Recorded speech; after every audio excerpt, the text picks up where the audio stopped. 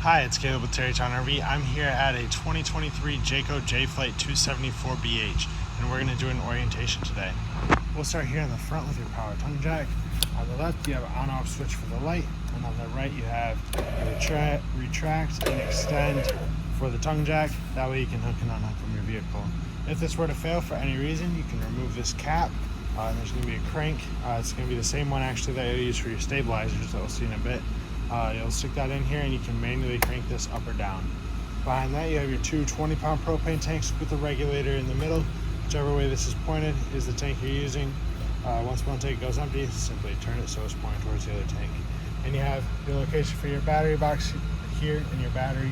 You can fit up to 2 batteries there. You just need a special box for that in order for it to fit. We'll head around here to the side. You'll see on your front marker lights on both sides, there's just extra plastic cap. That is a prep piece for a Furrion side view camera. You also have that prep on the rear of the unit, which we'll see in a bit, for a Furrion backup camera. Those are super helpful the side ones here are super helpful to obviously see down the side when you're going on the road. They help to eliminate your blind spot a little bit because obviously with pulling a trailer, it's hard to see out your side view mirrors a little bit. So this gives you that added extra view. You also have your pass-through storage here.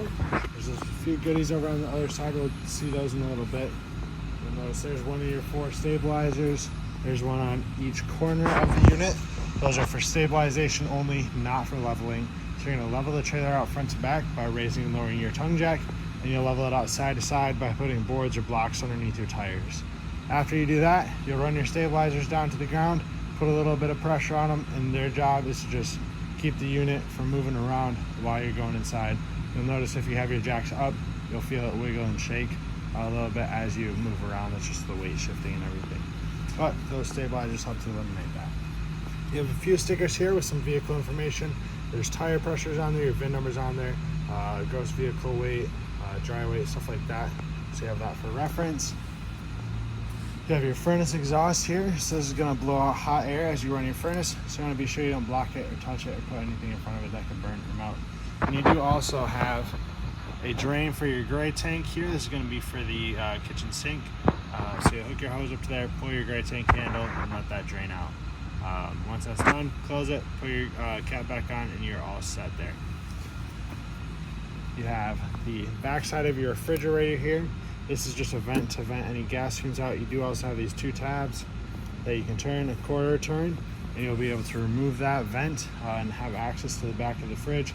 The main purpose of that is for any service or maintenance related things. Generally, you'll keep that on there. You have your water inlets right here, so to fill your freshwater tank. If you're rustic camping, you'll stick your hose in there and turn it on, and that'll fill your tank. Then you'll use your water pump inside to take the water from the tank and send it throughout the unit. Your drain for that is going to be right down here. It's just that white valve there. You'll turn that 180 degrees to open and close that. If you're hooked up to water full time, you'll use your city water connection. Just hook a hose up to it, turn it on, and that's going to supply your water pressure. With the city water connection, I do recommend a water pressure regulator. Generally, city water is a little bit too high pressure because it's designed more for a house than it is for an RV. So if you use that water pressure regulator, that's going to lower the PSI into a more reasonable range for your unit here. That way you don't risk bursting any lines or having leaks, things like that. We'll continue our way back here. You have your 30 amp power cord, just a standard twist lock cord there. I do recommend a 30 amp surge guard in line with that to help protect the electronics on the unit. It's a lot cheaper in the event of a power surge to replace just a surge guard than to diagnose and repair electrical on here. When you're at a campground, everybody's on the same grid, running their ACs and everything, so there's a bit of a higher risk for a power surge there. But down below you have your second sewer drain here. This one is going to be a black and a gray for the bathroom. So gray is going to be your dirty sink and shower water there. Black is going to be from the toilet. So with this, you do want to do it in a specific order. You'll go black tank first, let that drain out. Once that's empty, pull your gray tank. The gray dirty sink and shower water will help to rinse out the end of the tube here, and it'll also rinse out your sewer hose. And then after that's done, you can close that up, close your black tank as well, put your sewer cap on, and you're all set there. You can actually store your sewer hose in the bumper here. Just pull that cap out, and you can slide your sewer hose in there. This unit is also equipped with a black tank flush. That's what this is right here. So if you want to, in addition to draining your tanks after you're done doing that, flush out your black tank a little bit extra, you can use the black tank flush. You just hook a hose up to it, turn it on, and that sprays directly into your black tank. It's going to help clean off your sensors, get rid of any waste that's left in there, and just clean it out a little bit more thoroughly than just pulling the handle there. You'll run water through it for 5 or 10 minutes, should be all you need. Then turn your water off from the back. Then you can close your slide valve and pull your sewer cap on. When you use the black tank flush, make sure that you keep your black tank valve open. That way it doesn't just fill your black tank and backfill into your toilet. You do also have 2 low point drains here. There's a hot and cold line there. You'll see it's red and blue. It's the lowest point of water in the water system. You'll use those primarily for winterization. You open them up, drain the water out of your lines. Then once they're done draining, close them. You'll be able to run antifreeze to the system after that. You have an input here for cable and satellite. So if you're staying at a campground that has cable hookup, or if you had a portable satellite dish, you'll hook your coax up to that, and then you can get those channels inside. On the back here, you do have a spare tire with the cover. This is the Furrion backup camera prep that I mentioned. That's going to give you kind of a broad view of the back here. It makes backing up super simple because you can actually see what's behind you. Then you have an outdoor shower. It's going to be hot and cold water there with the shower head. You do have a separate spray port here as well. It's going to be just cold water. And then in the middle of those two is your water heater. This is a gas and electric water heater. You'll see you have your anode rod here. That is going to go in your drain at the bottom. So you slide it in there, tighten it down with a 1 1/16 inch socket. Then when you turn your water on, the tank here is going to start to fill.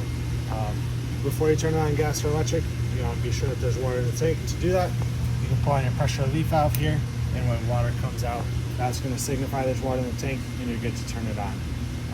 Your switches for both systems are going to be inside on your monitor panel. For electric, make sure you have 110 power. For gas, make sure your propane is turned on.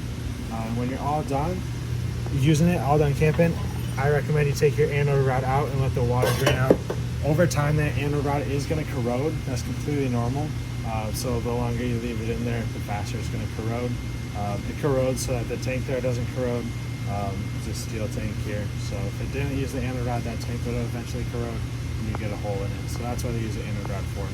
But yeah, if you let that drain out, that's going to let the water drain out, and you won't have water that just sits in there, which is a good thing to let that drain then. You have a spot for your J-port table here as well, so that's going to slide in there. You have a little table that sets up next to your outdoor kitchen over here.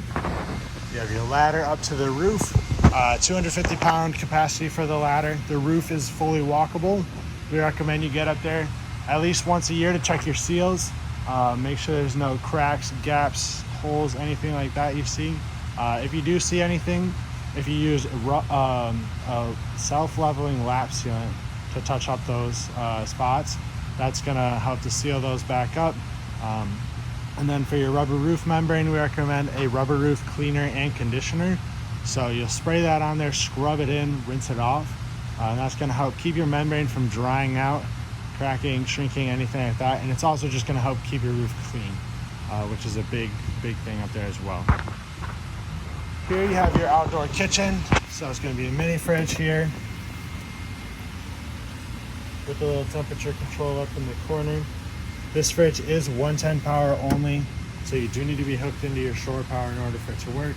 And then you have storage and a decent sized counter out here as well. Have your power awning. You have 2 outside speakers there. Those are controlled from your radio inside. You have a spot for a TV out here. This is a TV mount right here. They have a quick connect mount bracket there that goes on there. And then your coax hookup and 2 110 outlets there.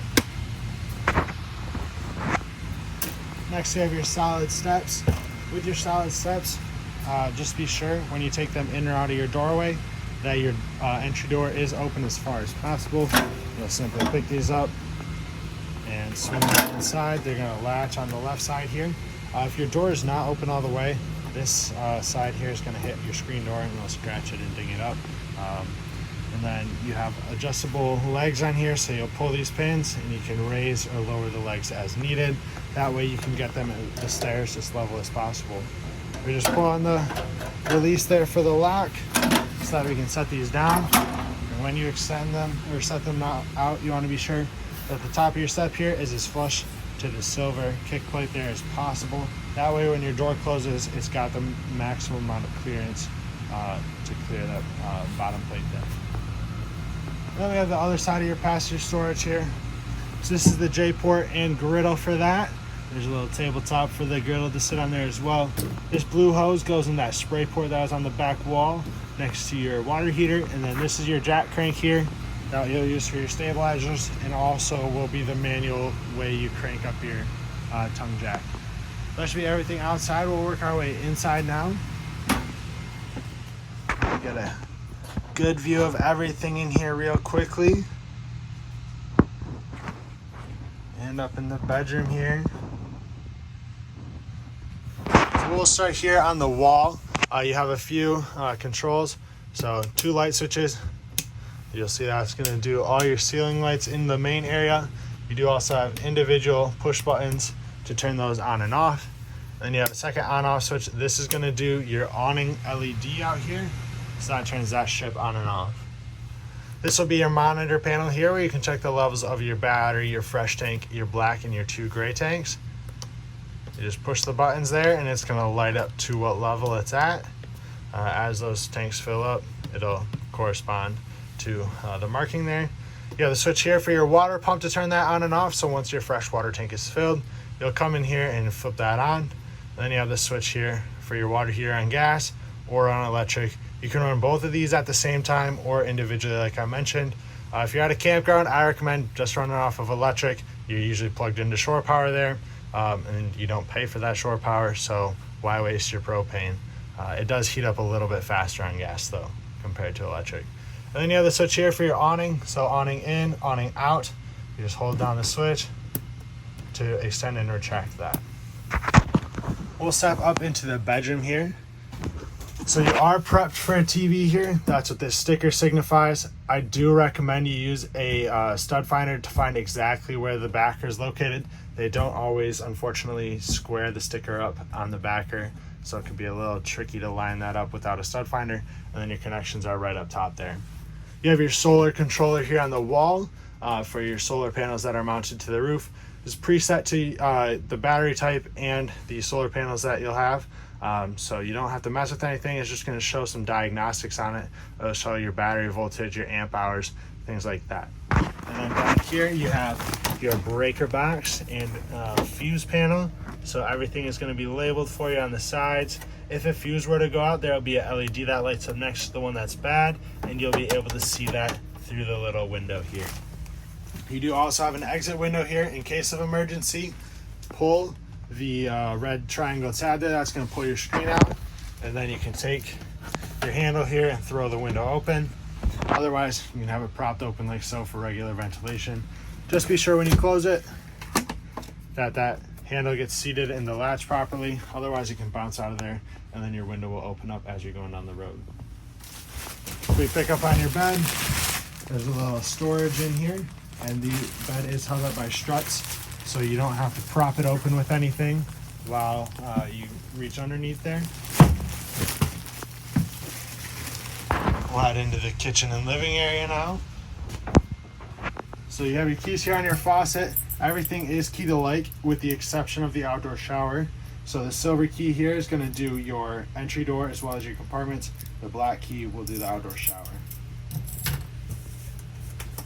You have USB chargers over here as well as 110 outlets.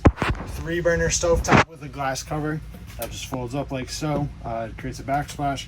Otherwise, when you're not using it, fold it down. It's got little rubber tabs on either side that are going to secure that. To light that, you'll turn it to the flame icon. Turn your igniter here to the right, like so, until your burner's lit. Obviously, you want to do that with the glass up. We don't have any propane in the tanks right now, so it's not going to light. But this igniter turns to the right only, as indicated by the arrows on it. If you turn it to the left, that's going to damage that knob. And then for your oven, you do need to light a pilot light first. So you'll turn it to the flame icon, push and hold that in while you turn your igniter. Once the pilot light is lit, you can set your temperature for that. Then you have a light switch here that's going to do the panel lights or panel lights and your oven light, depending which way you turn that. You have another light here and fan for above there, and then standard 1-in microwave. You have a gas electric refrigerator. So we'll turn this on here. That green light's gonna come on. We can click through our modes. So first it's gonna be on auto. On auto mode, it's gonna switch between gas and electric based off of what source is available. It prefers electric, so it looks for that first. If it can't find that, it'll switch over to gas, and it'll say A, and then it'll light up the little gas icon here. Otherwise, you can have it on just electric or just gas, and then back to auto. And then you can change your temperature here. On the right, 5 of the snowflakes is going to be the coldest, 1 is the lowest or warmest setting, I guess. You have a jackknife sofa right here, so if you pick up on the bottom, and then you can lay that out into a bed. Your booth here also is going to turn into a bed. If you remove the tabletop from the legs and then take the legs out of the mounts in the floor, you can just set those aside, like in the compartment or something underneath. And then you'll take your tabletop here, set it on these ledges on the bottom of the booth, and then you'll take your cushions and you'll fill in the gap in the middle. And that way you have another extra bed there. In addition to your 2 bunk beds, you do have 2 double bunks back here. You'll see your capacities there, or weight limits, I guess. And then your thermostat is on the wall right here, power on the left. That's also going to be how you go through your modes. So first it's going to bring you to your fan and fan speeds. You have low, high, and auto. I recommend just keeping it on auto, then AC, then heat, and then off, and you'll adjust your temperature with the arrows there.